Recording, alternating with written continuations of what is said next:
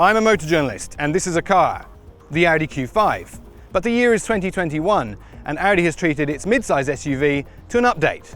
Spoiler alert, it's light.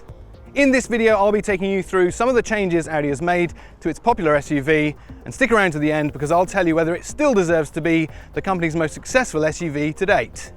But that shouldn't surprise you because, you know, we're a car channel. A facelift headlines the exterior redesign. This bumper is completely new, all the plastic work has changed, and it's dominated by this single frame, all one word, grille, classic Audi touch there. This part has not changed. You might recognize that from previous models. Also, this lovely decorative plate. Don't get too attached to that, it's unlikely you'll get the same one on your car. Matrix LED headlights on some variants, including this one, which is the Launch Edition. This one, as it's the higher spec Launch Edition, also gets 20-inch alloy wheels and real carbon fiber mirror caps. Roof rails are standard on every Audi Q5, and you get the roof crossbars as well with a very clever feature. Once you attach those, a sensor tells the car they're there, and it actually changes the stability control to allow for a slightly higher center of gravity. Clever stuff. And at the back end, we've got more clever LED technology. These are organic LEDs, only available on the top spec variants. Audi claims it's the first time anyone has put those in a car, but I remember a car by BMW called the M4 CS. Nice gloss black exterior trim across the back, giving it a broader width effect. Other than that, the Audi Q5 is unchanged. On the interior, the updates are just as subtle. I've got a slightly better quality, finer grain leather, which is leather appointed, which means some of it isn't leather. The fit and finish is as you would expect from any Audi, and particularly the Q5. The quality is excellent, finish is fantastic. I've got new device charging wireless down here, and that slides out of the way in case you don't want to look at your phone. And underneath that, I've got an optional heated and cooled cup holder. Don't ask how much that costs. The big deal though is the new MMI screen here, which is packed full of the latest technology and is a little bit more customizable now. And next to it is Audi's proprietary virtual cockpit that effectively has now 6 different view modes in it. In the second row, the whole ambiance and luxury continues. It's not cavernous back here, but there is plenty of room for adults. Lots of headroom despite having this lovely big panoramic sunroof. In the middle, I've got a fold down armrest with these clever pop-up cup holders.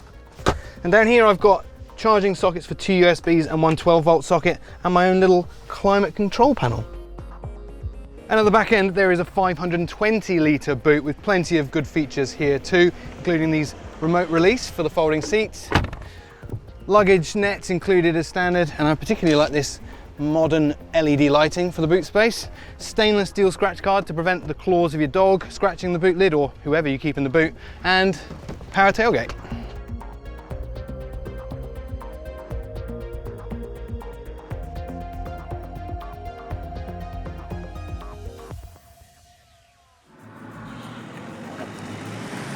The Q5 range kicks off with this variant, the 40 TDi, and it costs $68,900. That is $3,000 more than the previous range, but it's a little bit more expensive than its arch rival, the Mercedes GLC. And coincidentally, exactly the same price as the entry-level BMW X3. But actually this one isn't quite the 40 TDi. This is the Launch Edition, which means it gets a load more goodies. And this one has had a few options thrown at it, which means it costs $87,000. That's a lot of money for a mid-size SUV. Whether you go for the Launch Edition or the standard 40 TDi, you get the same engine under the bonnet, a 2-litre turbo 4-cylinder diesel.